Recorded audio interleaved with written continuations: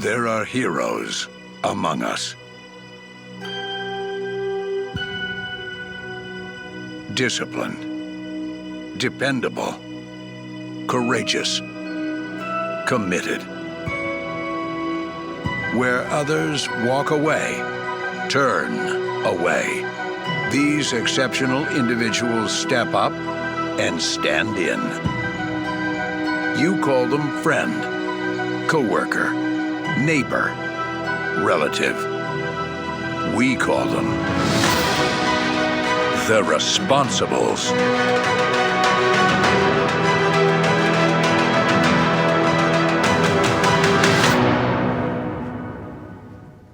Well, good morning. I want to start today with a question, and the question is this: have you ever had to take responsibility for someone else's mess? And the answer is probably yes. If you've raised children, the answer is definitely yes. If you've ever changed a diaper, the answer is yes. But changing a baby's diaper is one thing because they aren't able to clean up after the mess that they made. They're not response-able, and so other people must take responsibility for them. But maybe more to the point, have you ever had to take responsibility for someone else's irresponsibility? Have you ever had to clean up a mess after someone who could have and should have taken responsibility for themselves and cleaned it up for themselves? Have you ever been penalized for somebody else's behavior? Have you ever been left picking up the balls that other people dropped at work or around the house or at school, those school team projects? So awesome. And maybe more seriously, have you ever been forced to deal with the fallout of an irresponsible parent, maybe the long-term fallout of an irresponsible parent or parents, or an irresponsible spouse, or an irresponsible friend? Have you ever been asked and maybe even required to bail out someone who has just gotten themselves into a hot mess because of their choices again? Take a moment and turn to your neighbor and share how you feel about that. No, I'm just kidding. No, don't do that.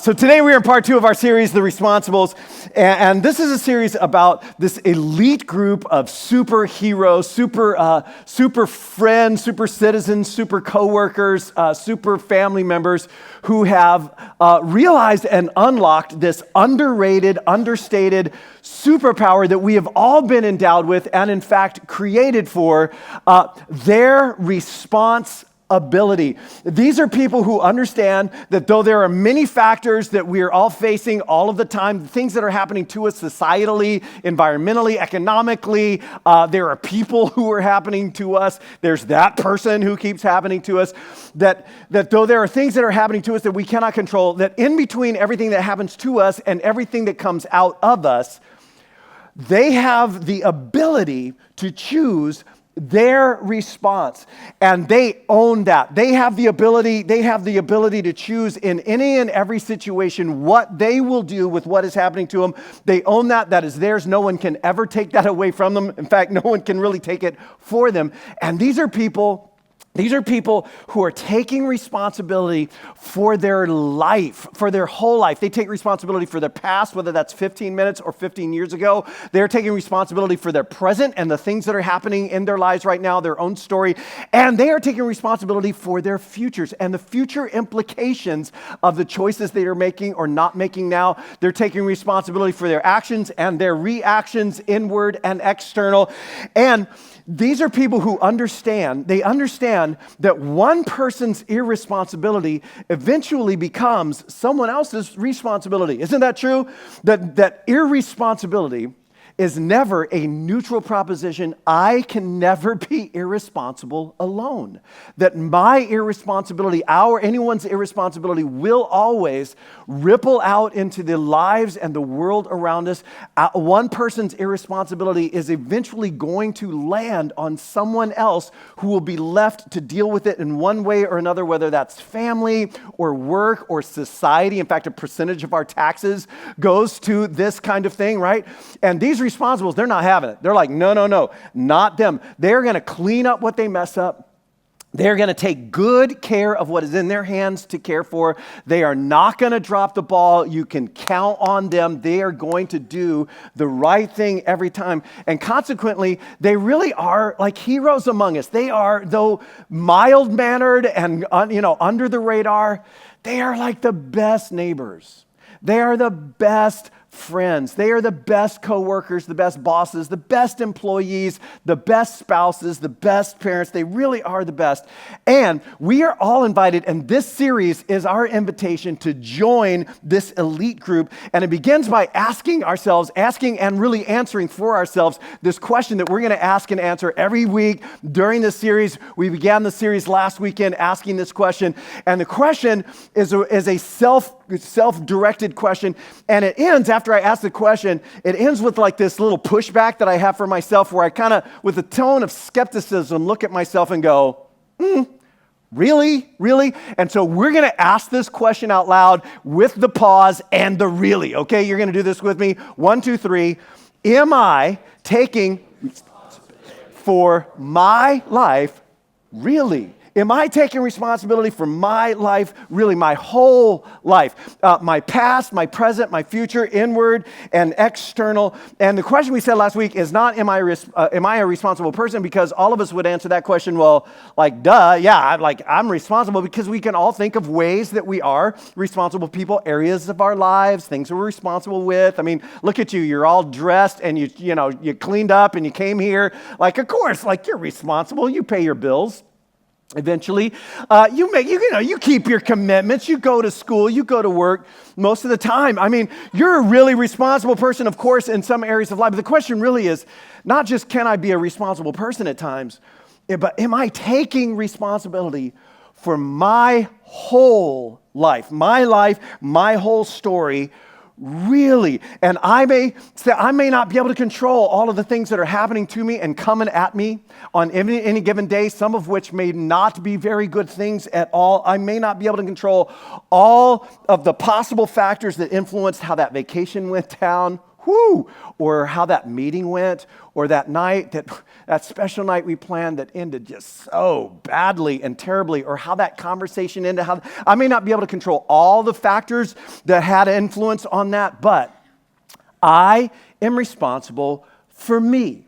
I'm responsible for all of me. I'm responsible for what I brought into that evening, that encounter, that conversation, the baggage I was carrying. I'm responsible for that. I'm responsible for everything that was happening in me, how I was reacting, and I am responsible for everything that came out of me and everything that comes from me and what I left behind me in my wake. I am responsible for my wake.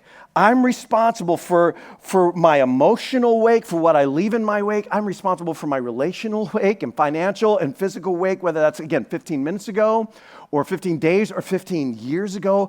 I am responsible. And by the way, no one else is or really can be. I am responsible for how my life, how my moods, how this thing right here, my countenance, my face, I'm responsible for how my words and my tone, how my character defects, how my behaviors and my repeated behaviors and actions. I am responsible for how my life has rippled out into the lives of the people around me and into the world around me. I'm responsible for that. And when I realize that intentionally or unintentionally, I have left a mess behind me, I am responsible, as within my power to do so, I am responsible to clean that up. Now, whether or not you're much of a God, faith, Bible, Jesus, church person, or whether that's you or not, this is a big deal for all of us. This is a big deal for everybody, because if you have ever been like angry, frustrated, offended by somebody who left a mess for you to clean up after, and if you have ever left a mess for somebody else to clean up after, an emotional mess, well, like that's their problem. If they got upset about that, that's on them, or a relational problem. If you've ever left a mess for somebody else and excused yourself from it, that makes you and this is a hard word to say, but it's true, that makes you a hypocrite. and you don't want to be a hypocrite. You hate those people. They are the worst, am I right? And that's not who you're going to be.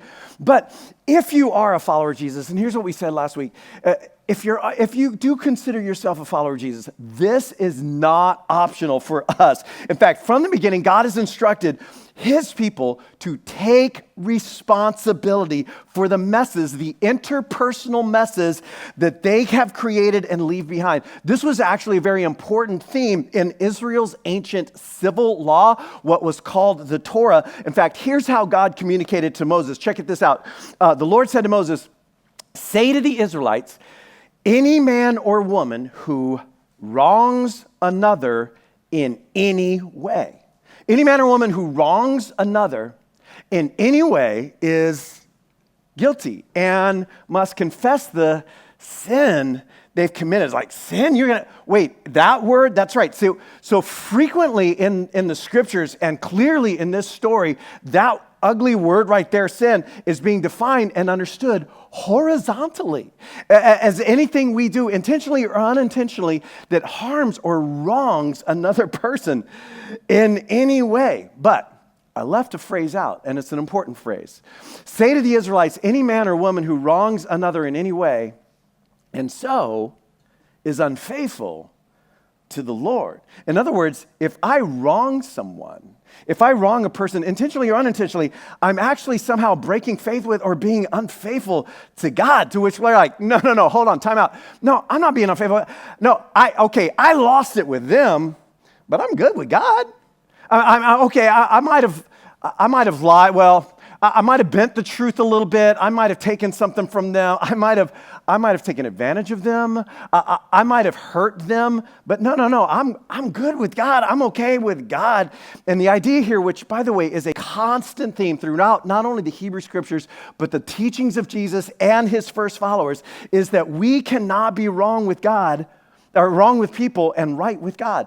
We can't be wrong with people and right with God. We can't do wrong to people and be right with God. That if I wrong someone else, I'm not okay with God. If I harm or hurt or take from you or take advantage of you, the Lord himself takes that personally. Just like if you hurt or harm or hate on one of my kids, I take that personally.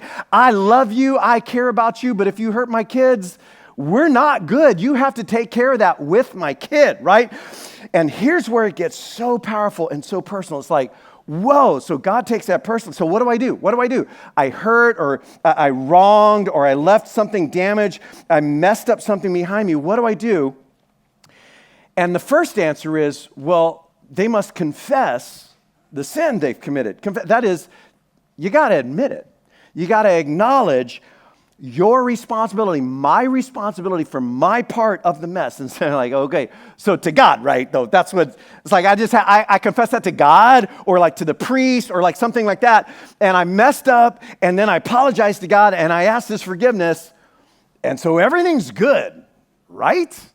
Now, that's actually how many Christians implicitly, often, sometimes even explicitly, have been taught to deal with the things that they do that are harmful. I do something wrong, I do something hurtful, and then I ask God to forgive me. I hurt you, I say, tell God I'm sorry, and he does.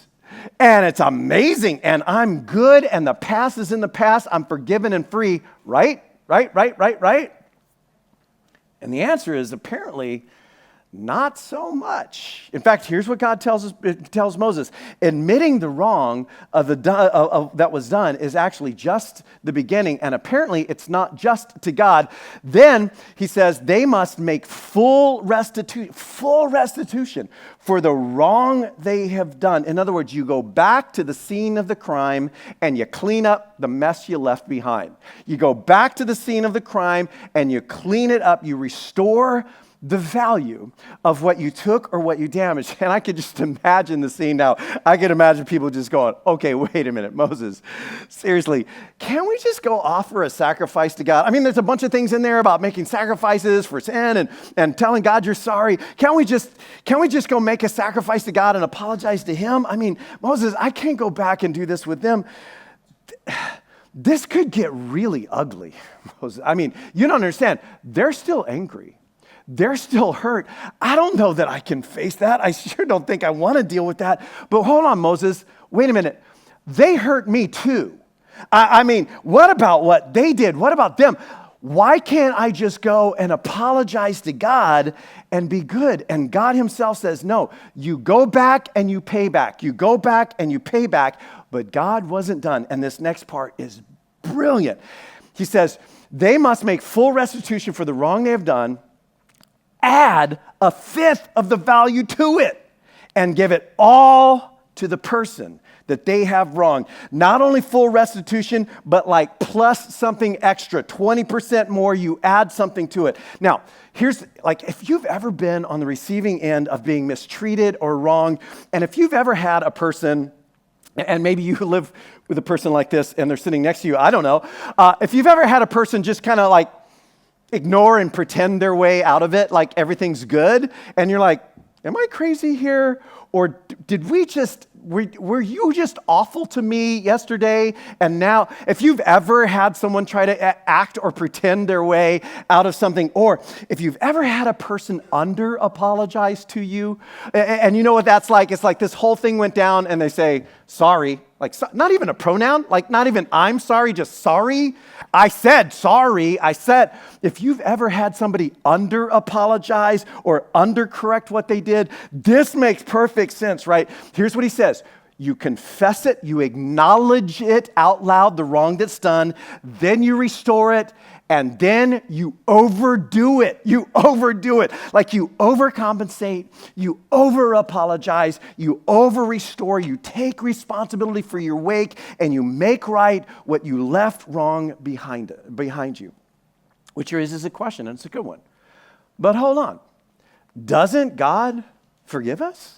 I mean, doesn't God forgive us? I think there's a Bible verse about that somewhere. Like if we confess our sins, and the assumption is, I guess, to him, then he's faithful and just to forgive us our sins and cleanse us. Like, isn't that in the Bible? Doesn't God forgive us? And the answer is, amazingly, yes. I mean, yes, he forgives, and he forgives again. I mean, as we humbly acknowledge our character defects and the harm that we have caused to ourselves and to other people around us, he extends grace upon grace upon grace, and he forgives and he restores us and he heals us. And over time, as we learn to cooperate with him, he removes those defects of character. But forgiveness does not release us from our responsibility for our past. Forgiveness does not release us from our responsibility for our past. In fact, the opposite is true. Taking responsibility for our past, taking responsibility for what we leave behind us, is embedded in the concept of repentance or total life change. It's part of the idea, and it's actually part of the way that God begins to renew us and restore us and remove our defects of character. And again, this is a constant theme throughout the life and teachings of Jesus, that when God is alive in and active in us, it transforms how we are with the people around us and how we deal with what we have made wrong. And so there's this great story from the life of Jesus. It's an amazing story. It's one of my favorite stories for a lot of reasons, but it's a story of a guy who was a total mess. I mean, this guy, he was a mess, and he was making messes and had made messes, probably bigger messes than most of us have made in our lives. And as the story opens, Jesus is passing through the city of Jericho, which is in southern Israel, in the province of Judea, very close to Jerusalem. He is on his way up to Jerusalem, where in the storyline, he is about to be crucified, and he knows it, and he's been telling people that. And he's passing through Jerusalem on the way to Jericho, and as typical, there's a large crowd of people who are following him. And that's when we're introduced by Luke, who's the storyteller, to a very unusual character named Zacchaeus. And initially, we're only told two things about Zacchaeus, as if it's all we even needed to know. He's a chief tax collector, and he is rich. Now, backstory, if you don't know much about the times or what was going on during that time, tax collectors worked for the occupation forces of the empire, for the Roman Empire, to squeeze money out of their own people, to collect taxes and squeeze money out of their own people. And they could set the tax barrier wherever they felt the population could bear it, and they would pocket a percentage of that, often a hefty percentage of that, for themselves, and then they could give back to Rome what they had farmed out what Rome had farmed out to them to collect.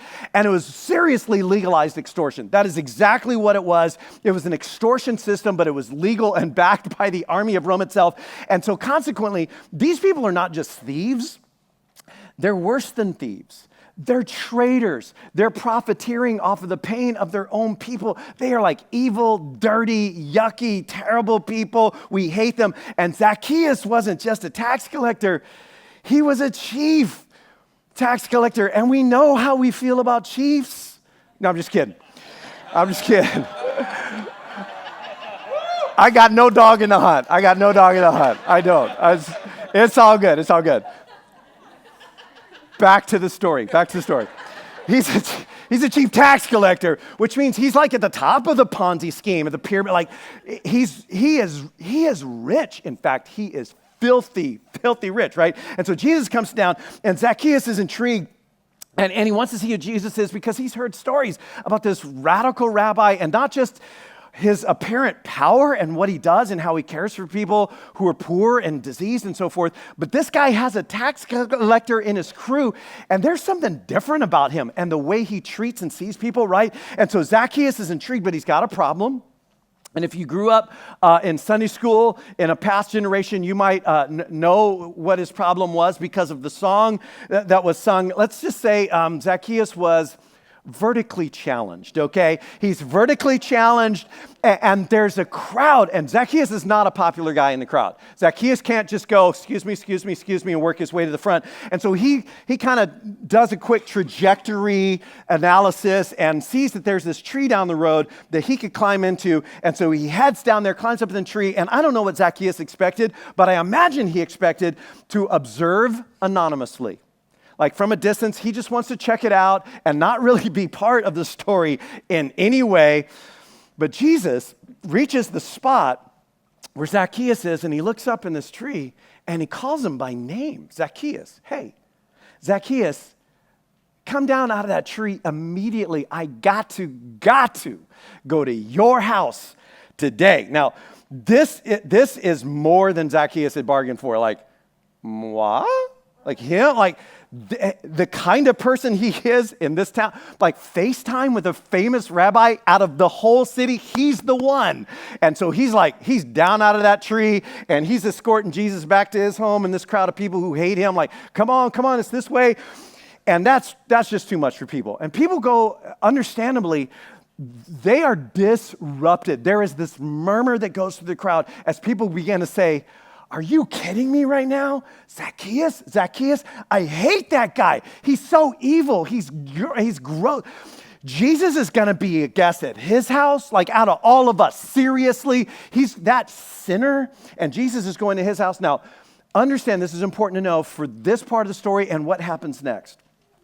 To eat with someone, to go into their house as their guest, it was like a statement, okay? It made a statement, and the statement implied friendship, acceptance, relationship, which, by the way, is exactly what Jesus intends to imply by this gesture. And it is exactly what Zacchaeus needed most. It was grace. It was the offer of relationship. Now, we're not told exactly what transpired after that. They ate a meal. They had conversations. It would have been a public setting because these kinds of dinners would be in an open courtyard that would be open to the street, so people were aware of what was going on. But at some point in the conversation, however it went down, Zacchaeus reaches a place where he's just kind of bursting inside, and he can't hold on to it any longer. And in a very public way, he stands up and says to Jesus, "Look, Lord." And that's really key. Somehow what he has come to understand or see about Jesus is captured in this short reference right here.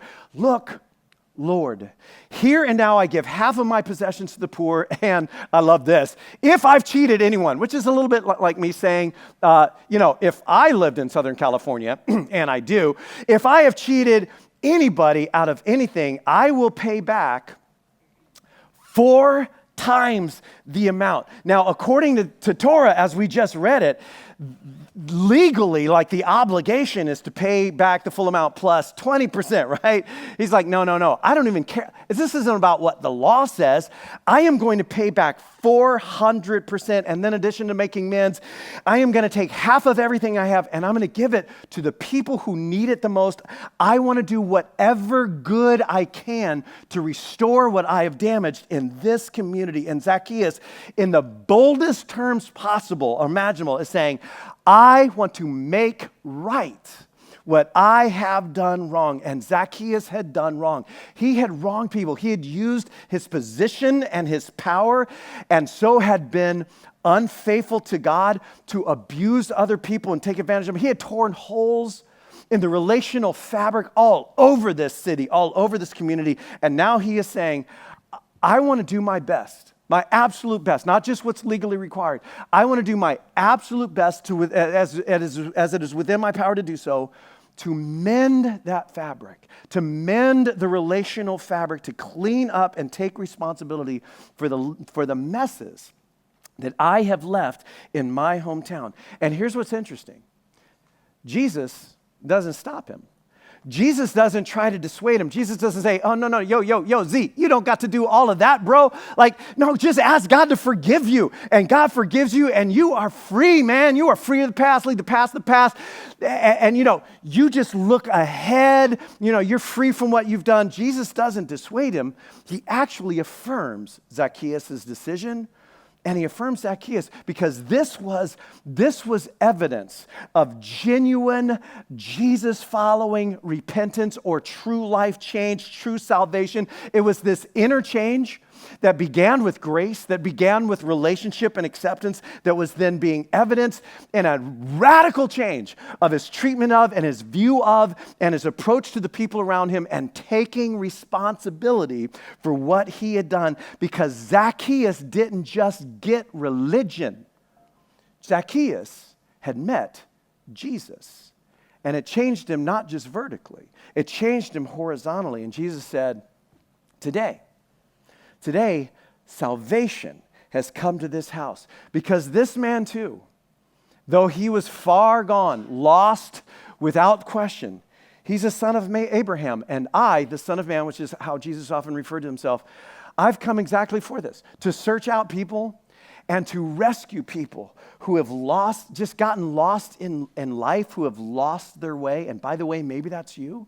And that's how Jesus views you, as that's why I've come, to find you and to restore you. Now, that's an amazing story. I love so much about that story. Frankly, it says so much about Jesus and the way he was as opposed to what people expected him to be. By the way, don't miss the series we're kicking off in a couple weeks called The Unexpected Jesus.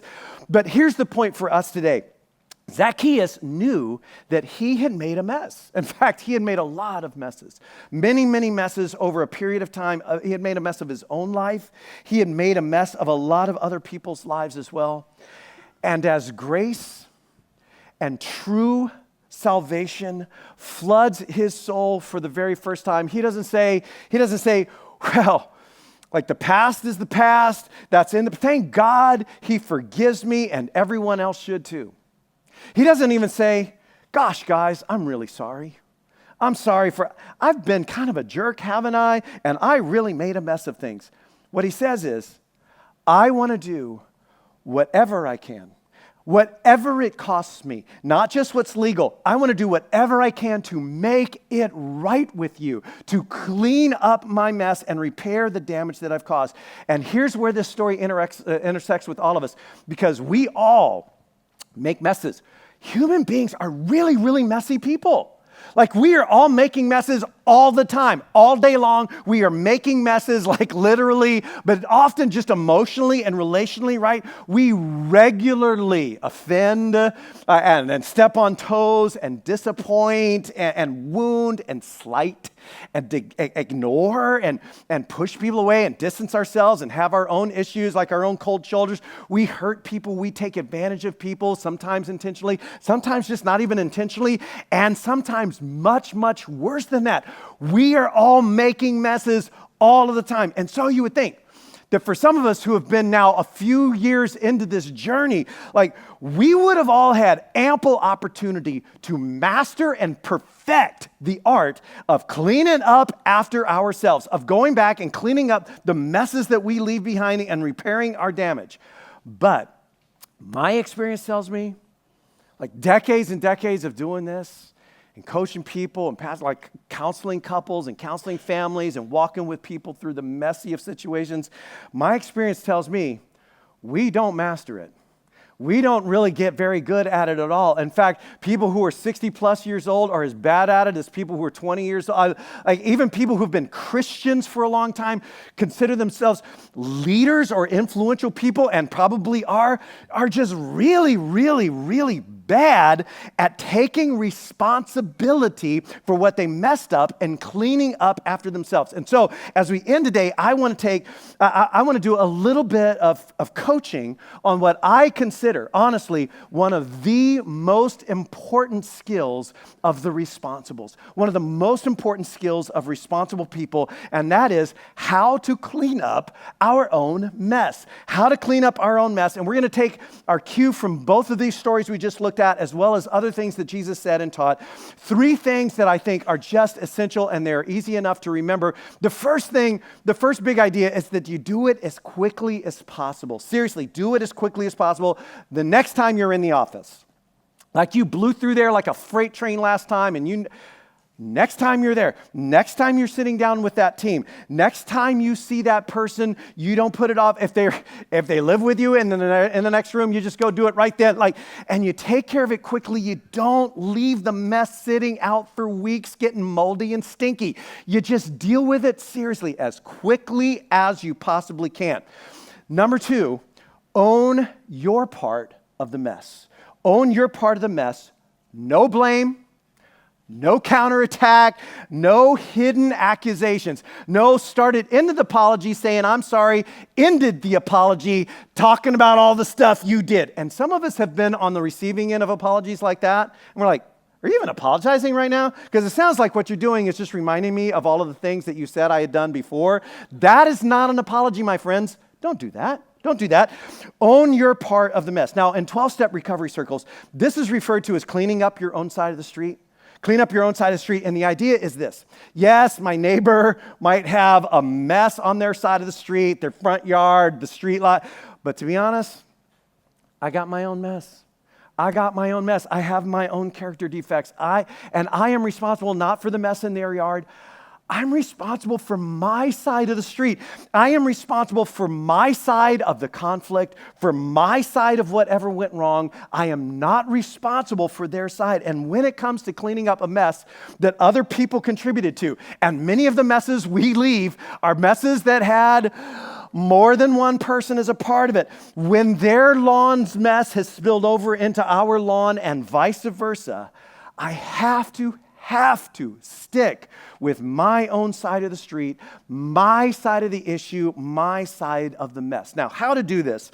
I think we really need some specific coaching because, again, my experience is we are really bad at apologizing. Like really bad at it. Way too much face saving and explaining, way too little owning, right? And so here is my template that I learned years and years ago that I have used for so long. The template is really simple. The 3 admissions of an effective apology. That is the wrong that was done, the damage that it caused, the regret that I feel. Here's what I admit in an apology. The wrong that was done, the damage that it caused, and the regret that I feel. In fact, I would like us to say those 3 things out loud together. Will you say them with me? The 3 things, admissions, what are they? The wrong that was done, the damage that it caused, and the regret that I feel. One more time. The wrong that was done, the damage that it caused, and the regret that I feel. Here's what it means. The wrong is, this is what I did, not what you did. This is what I did. I said, well, I was in a mood. I could probably do some deeper thinking on why, but I know what I brought that into the room, and it was wrong. And that's on me. That's on me. And I see the damage that it caused. I could see while it was happening, like what was going, like the mess that I was causing. Now, this part of the apology says, I get it. I understand, and this is so important because, again, you have been on the receiving end of apologies that just fell flat, and you thought to yourself, you don't even get it. You don't even know. You have no idea actually what was going on. You still don't get it after all this time. You are not sorry. That's not you. That's not what you're bringing to this. You acknowledge the damage, saying like, hey, and I realize that hurt you. In fact, I could see the look on your face while it was happening. I shut you down. I rained on your parade. You were all excited, and I just went all over your thing, and I just took you down with me because I was down. And how petty is that, right? I see, like if I were you and I was on the receiving, I would have felt really disappointed. I would have felt really betrayed in that moment. I would have felt kind of attacked. I see it. I get it. I think I do. I see the damage that it caused, and I'm sorry. I have sorrow. That's what sorry means. I have sorrow about that. Like I deeply regret that. Here's my line, and I say it so often because it's always true. I hate it that I was a part of your pain. I don't ever want to be a part of anybody's pain. There is enough pain in this world. I never, ever want to be a part of a single one of your pain or a single person in my life. There's too much pain in this world, but sometimes I'm a part of the pain. And I hate that. It kills me. I never want that. I regret it. The wrong that was done, the damage it caused, the regret that I feel. Now, whatever you do, you don't have to take my template. It's just become kind of second nature, and it can be for you too. But if anything you're left with is this. Never under-apologize. Under-apologizing is like under-medicating. If you're going to take the pills, don't underdo it. Don't under-apologize. It's insulting. It's insulting. Add the 20%. Go over the top with it. And good apologies, I'll just tell you, good apologies go such a long way to cleaning up a mess. But in the end, apologies are really just words. They don't necessarily make anything right, which is what our third point is. You do it as quickly as possible. You own your part, and then you do what you can. You seek to make it right. And Zacchaeus and Moses, they both understand something that I think we really struggle with, and that is you can't talk your way out of a problem you behaved your way into. You certainly can't talk your way out of a problem you behaved your way into repeatedly. Am I right? You can't apologize your way out of a problem that you repeatedly behaved your way into. And if I take $20 from you, I steal $20 from you, and then I come like hat in hand, you listen to my apology patiently, and it might be the best, most effective apology ever, like the wrong and the damage and the what. After all is said and done, you've got one question for me. What's your question? Can I get my money back? Yeah, you still got the $20? I'll take that now, please. Thank you, right? But here's the challenge, right? The challenge is, in the case of the $20, making full restitution is obvious. It's clear. It's simple. It's definite. But in most of the cases, the damage that we cause, what we've taken from people is not so simple, and it's not so tangible, right? What I took from you is your trust. I took your trust, and I took it repeatedly. How do I give that back? How do I behave my way back into it? I took your dignity. I took some of your self-esteem. I shot you down. I treated you condescendingly. I took you down a few notches. I took your joy. You were so happy, and then I just rained on your parade because of me.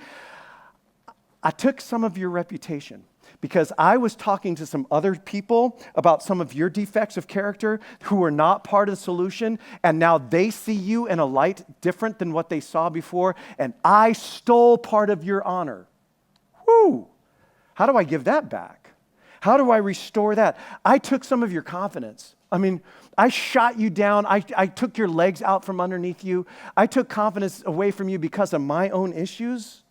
How do I restore that? It's what psychologist Les Parrott calls relational restitution. Relational restitution, the simple act of rebuilding an intangible trait, making relational and emotional deposits where I have taken some withdrawals. And that requires probably some thought, some creativity, maybe some prayerful thought, the guidance of God himself, how to behave my way effectively out of a problem that I behaved my way into. I do it as quickly as possible. I own my part of the mess, and I seek to within as it is within my power to do so, to make it right. Now, we can't change the past. We can't, and some of us would so want to. If I could go back, but we can't change the past. But here's the thing. Even acknowledging to someone in your past, maybe someone pretty far back, or to people, the mess that you made and how you now see your responsibility into it, it might actually change someone else's future.